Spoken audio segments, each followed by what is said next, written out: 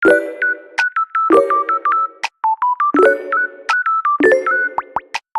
semuanya, selamat datang kembali di channel Tech Tinker.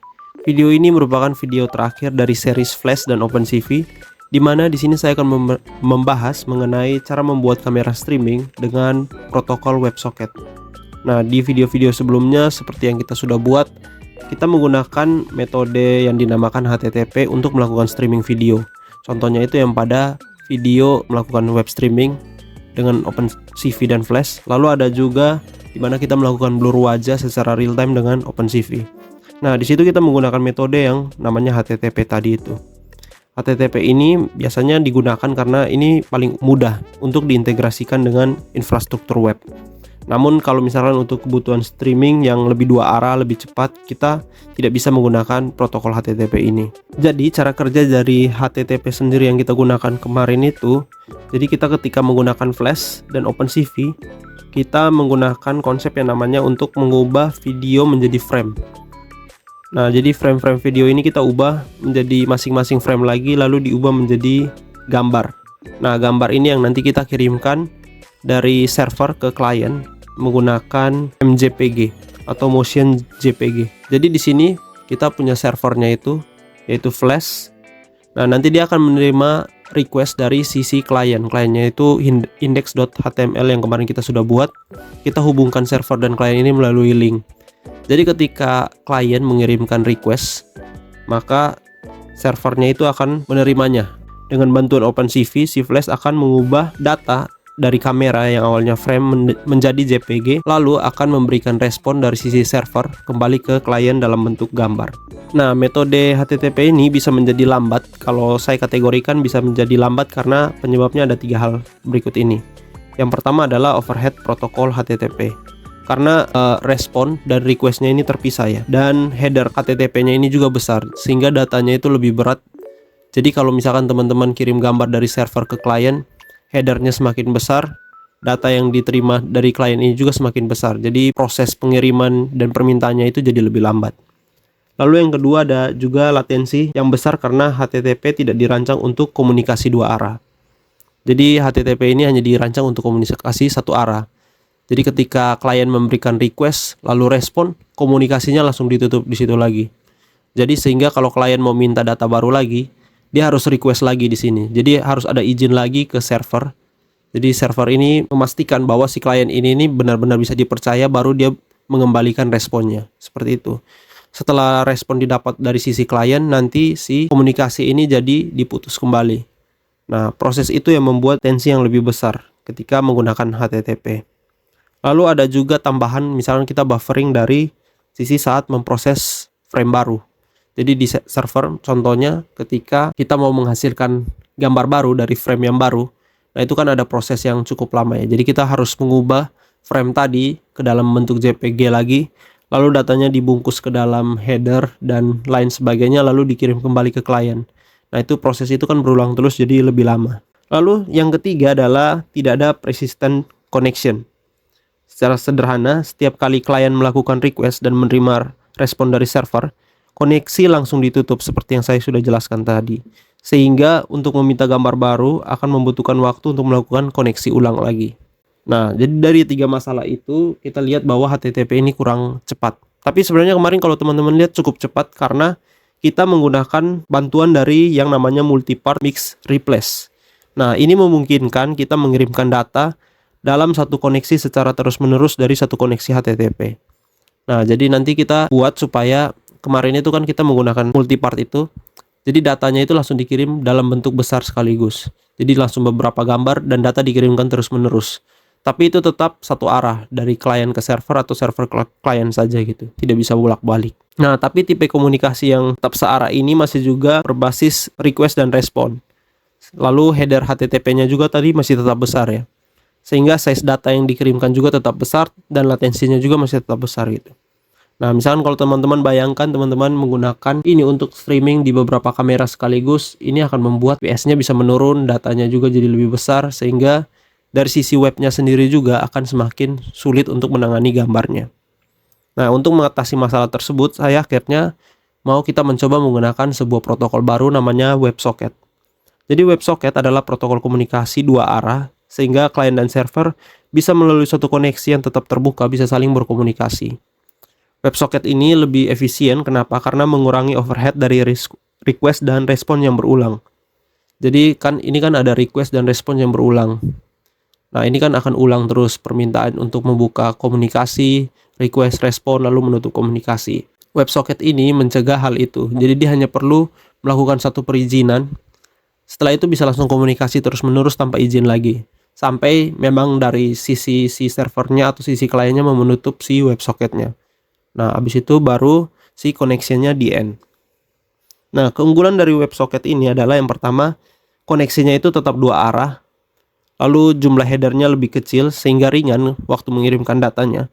Lalu ini membuat si dampaknya itu adalah latensinya jadi lebih ringan atau lebih kecil lah. Sehingga proses streamingnya itu bisa lebih cepat. Nah, cara kerja dari WebSocket sendiri teman-teman dapat lihat di sini. Yang pertama itu ada handshaking. Jadi di sini nanti HTTP itu dengan header khusus dia akan meminta izin.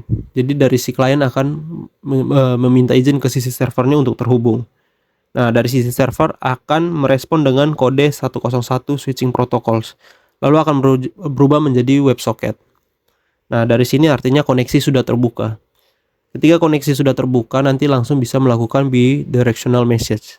Nah, ini mereka akan saling bertukar data tanpa perlu lagi melakukan request dan respon tadi itu. Jadi langsung mengirimkan data saja. Nah, selanjutnya ketika data yang dikirim ini sudah selesai, koneksinya ini akan ditutup kembali.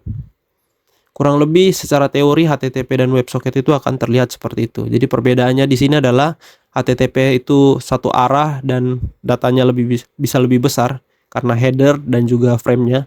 Sedangkan WebSocket ini hanya komunikasi dua arah yang tidak perlu lagi kita melakukan handshaking lagi untuk perizinan awal request. Dan koneksinya ini akan tetap terbuka, lalu headernya lebih kecil. Sehingga proses untuk melakukan streaming ini lebih cepat. Jadi langsung saja kita ke codingan kita. Baik, jadi kita sudah di folder code kita. Nah, di sini teman-teman buka cmd. Lalu kita buat folder baru di sini mkdir last tutorial. Lalu kita cd ke last tutorial. Nah, jika sudah masuk teman-teman code spasi titik untuk membuka Visual Studio Code. Jika sudah, teman-teman buka terminal sekali lagi. Nah, di sini kita akan menginstal dependensi yang dibutuhkan untuk menjalankan WebSocket ini. Yang pertama, kita perlu menginstal, kita ketikkan dulu pip install. Nah, karena Flash sudah, sekarang kita install yang selanjutnya itulah Flash Socket.io. Nah, ini yang digunakan nanti untuk WebSocket kita. Lalu OpenCV sudah, kalau teman-teman belum install OpenCV, install saja OpenCV Python. Nah, karena saya sudah menginstal, saya langsung skip aja yang ini. Sama async.io. Nah, ini untuk menjalankan web kita secara asinkron. Kita enter. Lalu kita tinggal menunggu untuk proses instalasinya. Nah, di sini beberapa hal sudah saya install, jadi semua sudah terbuild. Jadi requirement-nya already satisfied. Berarti di sini saya sudah berhasil menginstal si FlashSocket.io dan Async.io. Nah, kita bisa juga ketikkan pip list. Nah, di sini adalah list dari pip-nya atau list dari dependensi yang sudah saya buat. Kita cari di sini FlashSocket.io. Nah, di sini teman-teman dapat lihat saya sudah menginstalnya yang versi 5.3.6. Lalu Async.io. Nah, di sini Async.io-nya itu yang versi 3.4.3. Jika sudah, kita kembali lagi ke Visual Studio Code. Nah, di sini langkah-langkah yang perlu teman lakukan adalah pertama kita membuat file templates-nya dulu. Dimana di dalam templates ini akan ada index.html kita. Selanjutnya di bawahnya kita akan buat app.py. Nah, di sini adalah backend dari Flash kita. Untuk membuat WebSocket ini caranya kurang lebih berbeda dari si Flash yang biasa kita gunakan. Nah, jadi di sini saya ingin mengerjakan sisi backend-nya terlebih dahulu. Kita akan membuat sebuah function terlebih dahulu, di mana function ini digunakan untuk melakukan stream video. Jadi Nama functionnya ini adalah async dev stream underscore video. Nah, tapi yang pertama kita perlu mengimport, karena ini akan berjalan asinkron, kita import async IO. Kita juga perlu mengimport si WebSocket yang tadi sudah kita install. Jadi kita perlu menginstal satu lagi. Di sini namanya kita install pip install WebSocket. Nah, jika sudah berhasil diinstal, nanti dia akan tampil kalau sudah selesai. Kita juga import di sini WebSocket. Setelah itu kita import juga OpenCV, di mana OpenCV ini yang berfungsi nanti untuk membaca kamera kita, WebSocket ini untuk melakukan komunikasi dengan protokol WebSocket tadi, lalu async IO ini untuk menjalankan website kita secara asinkron. Nah, di sini juga saya akan mengimport satu hal lagi, yaitu base 64. Nah, ini sudah bawaan Python, jadi teman-teman bisa langsung menggunakannya saja. Nah, base 64 ini nanti saya gunakan untuk mengkonversi gambar yang awalnya tadi berbentuk JPG, kita akan konversinya menjadi bentuk teks supaya pengirimannya itu lebih ringkas dan ringan. Nah, di sini jika sudah async dev streamnya, kita lanjut, kita buat di sini untuk membaca kamera yang ingin kita tampilkannya. Di sini saya menggunakan webcam. Jadi cap sama dengan cv2 dot video capture. Nah, di sini saya mau capture webcam saya, jadi nilainya 1. Setelah itu, kita cek apakah kameranya ini berhasil terbuka atau tidak. If not cap dot is open. Nah, artinya jika kameranya tidak terbuka, di sini saya mau menampilkan print tidak dapat mengakses kamera. Jadi kamera kita tidak bisa diakses, sehingga kita perlu berhenti dari proses ini. Jadi kita langsung return si functionnya saja supaya functionnya ini berhenti. Nah, tapi jika kameranya ini berhasil terbaca, kita akan masuk ke while true. Jadi kurang lebih programnya akan terlihat sama seperti membaca gambar biasa dari webcam. Nah, di while true ini kita akan generate frame-nya. Kita return sama frame. Kita ambil dari cap dengan cap.read. Datanya ini akan dimasukkan ke sini. Ini kita ganti sukses saja juga bisa. Jadi apakah sukses berhasil membaca frame-nya, dan frame-nya akan disimpan di variabel frame. Nah, kita handle dulu errornya. If not success, jika tidak berhasil, kita akan break dari si while true ini. Nah, tapi kalau berhasil, saya pertama ingin mengubah si frame-nya ini ke dalam, atau kita encode ke dalam bentuk JPG. Kita gunakan underscore, lalu buffer. Kita gunakan cv2.imencode. Nah, kita encode di sini menjadi format .jpg. Apa yang mau kita encode? Yaitu si frame yang hasil bacaan dari kamera kita. Setelah itu, kita akan membuat frame data ini ke dalam bentuk base 64. Jadi di sini ada sebuah variabel nantinya frame data. Itu adalah hasil dari frame-nya ini, atau hasil dari si buffer ini. Saya mau ubah menjadi base 64 string ya. Nanti akan dikirim melalui WebSocket supaya hasilnya ini lebih ringan. Jadi kita gunakan base 64.b64, kita encode. Lalu apa yang mau kita encode di sini? Buffer. Jadi buffer yang ini nih, data ini. Lalu kita juga decode nanti jadi UTF-8. Nah, ini yang data yang nanti akan kita gunakan atau akan kita kirimkan melalui WebSocket. Jadi selanjutnya setelah kita berhasil mengkonversi data dan melakukan encode data kita ke dalam bentuk base 64, waktunya kita mengirimkan data kita ke si klien yang memanggil function ini. Kita gunakan await supaya asinkron, kita WebSocket, kita send datanya, yaitu frame data. Nah, kita akan send data ini. Lalu supaya kita mengatur kecepatan stream ini supaya tidak terlalu berat ya dari sisi server, kita buat agar dia await async IO. kita sleep 0,1. Jadi kita kasih jeda setiap 0,1 detik untuk membuat supaya gambarnya ini tidak datanya ini tidak terlalu banyak yang langsung dikirim sekaligus. Oke, jika sudah, kita taruh cap.release. Jadi kalau fungsinya ini tidak berhasil atau frame-nya ini tidak berhasil dibaca lalu dia break, nanti dia langsung cap-nya ini release. Oke, sampai di sini kita sudah berhasil membuat fungsinya, di mana function ini akan berfungsi untuk membaca webcam yang akan kita gunakan lalu mengirimkan datanya ini menggunakan WebSocket. Sekarang kita tinggal panggil si function ini di bagian mainnya. Saya tutup. Nah, di bagian bawah sini kita akan menjalankan web servernya. Jadi kita buat sebuah variabel namanya start server, di mana di start server ini akan ada WebSocket .serve. Nah, di sini kita serve-nya ini kita panggil, di serve-nya ini kita panggil function stream video untuk parameter pertama. Jadi function ini akan dipanggil ketika start servernya aktif gitu. Lalu kita mau dia berjalan di localhost. Lalu di port yang mau saya jalankan adalah 8765. Jadi ini port yang akan kita gunakan untuk melakukan WebSocket ini. Selanjutnya kita jalankan dengan async IO supaya web kita ini berjalan secara asinkron dan looping terus menerus. Kita async IO .get event loop. Lalu kita run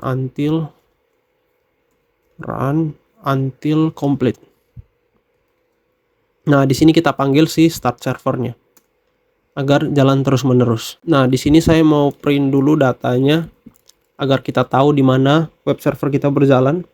Di sini server WebSocket berjalan pada WS localhost. Kita kasih tadi si portnya itu 8765. Kita copy lalu kita paste di sini. Lalu kita buat si async IO ini berjalan selamanya gitu. Run forever. Async IO kita get event loop. Lalu kita .run forever. Nah, sampai di sini artinya kita sudah berhasil membuat sisi backend untuk web server kita. Coba kita jalankan. Oke, jadi ada error di sini. Kita buka kembali async dev-nya ini. Kesalahannya ini kemungkinan di sini WebSockets. Harusnya S. Di sini juga kita tambahkan huruf S, WebSockets. Jadi ada S-nya. Nah, ini kita hapus saja. Lalu semua WebSocket ini ada huruf S-nya. Oke, jadi masalahnya tadi di situ. WebSocketnya tidak ada huruf S. Kita coba run lagi programnya. Nah, teman-teman dapat lihat di sini bahwa programnya ini sudah berhasil berjalan di localhost 8765. Tapi kita buka di web browser masing-masing. Nah, jadi WebSocket kita sudah berjalan di sini. Di sini ada pemberitahuan bahwa kita tidak bisa mengakses WebSocket server kita secara directly dengan browser. Jadi kita butuh di sini sebuah WebSocket client. Nah, untuk membuat WebSocket client di sini kita akan masuk ke bagian kedua, yaitu kita akan memodifikasi index.html-nya. Teman-teman kembali ke Visual Studio Code, lalu buka index.html-nya. Nah, di sini kita buat template-nya dulu, shift tanda seru, enter. Di sini saya kasih judul WebSocket stream. Di sini kita akan membuat beberapa hal terlebih dahulu. Yang pertama, di sini saya akan membuat judul H2-nya.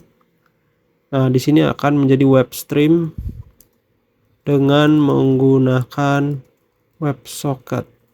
Setelah itu, kita akan membuat sebuah image.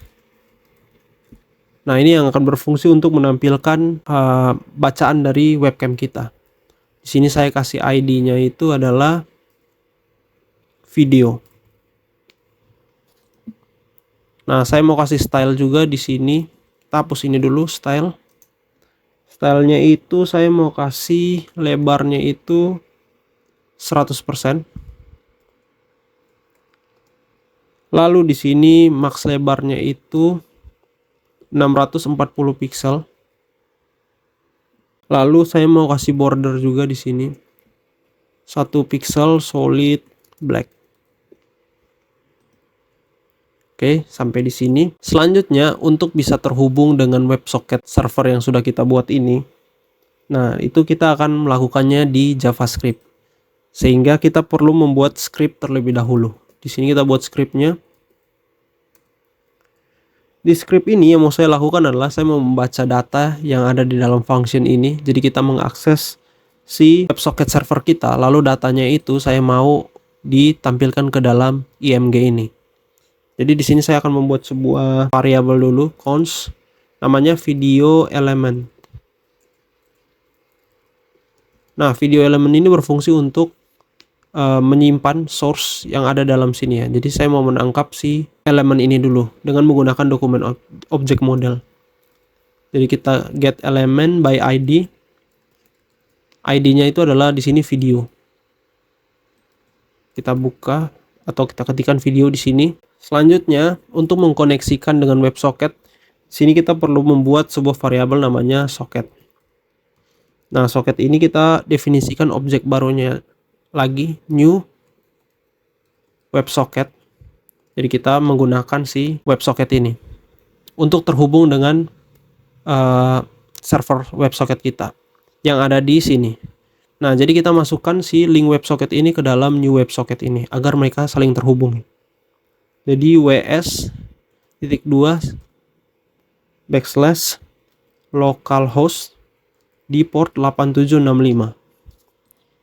Nah, dari sini berarti WebSocket kita ini akan terhubung ke server WebSocket yang ini. Selanjutnya, untuk membaca datanya, kita gunakan socket. Jika ada message, jadi on message, maka kita akan memanggil function yang ada eventnya. Nah, eventnya ini adalah kita mau membaca frame datanya, const frame data. Nah, kita baca event.datanya. Selanjutnya, data ini kita akan masukkan ke dalam video element ini. Jadi kita gunakan video element.src. Di sini kita masukkan datanya, data.2 image /jpeg.2 base64. Nah, jadi kita konversi base64 kita tadi menjadi gambar terlebih dahulu. Lalu kita tambah dengan frame data, yang mana merupakan data yang kita ambil dari web servernya. Kita jangan lupa tambah koma di sini untuk melanjutkan data frame data. Save, lalu kita kembali ke app.py-nya. Di sini kita tambah 2 argumen lagi, namanya WebSocket dan juga path. Nah, WebSocket ini akan menjadi WebSocket yang akan kita gunakan untuk send di sini ya. Jadi kita ubah kedua nilai itu. Lalu kita run lagi di sini. Nah, tadi kan ini kita berhasil run si server WebSocket-nya. Untuk menjalankan si kliennya yang index.html ini, kita klik kanan di sini lalu open with live server. Nah, sudah tampil di sini hasil streamingan kita. Jadi ini kamera saya, kalau teman-teman lihat videonya sudah berhasil tampil di sini. Nah, inilah cara menggunakan WebSocket.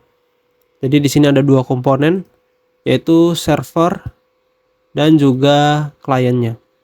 Di server sini kita membuat sebuah function asinkron, di mana ini nanti akan mengakses kamera kita, lalu mengekstrak framenya. Kita mengubahnya dari JPG lalu mengubahnya lagi ke base64 string. Lalu kita mengirimkannya menggunakan WebSocket. Lalu kita kasih delay 0,1. Nah, di sini nanti kita akan inisialisasi si servernya terlebih dahulu menggunakan async IO untuk melakukan running server WebSocket kita. Nah, lalu kita looping selamanya di sini. Nah, ini berarti kalau teman-teman lihat di bawah di terminalnya, web server WebSocket-nya ini sudah berhasil jalan di localhost 8765. Sekarang tugas kita adalah membuat si klien bisa mengakses web server itu. Jadi di sini saya membuat si judulnya, lalu image-nya yang akan ditampilkan hasil video streaming kita.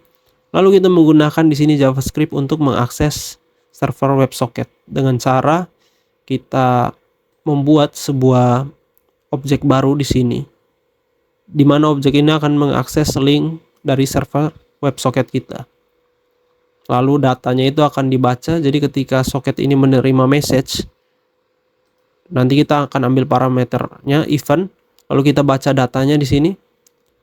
Lalu kita bungkus semua datanya ini menjadi sebuah source gambar. Lalu kita akan menggunakan dokumen object model untuk menangkap si image ini.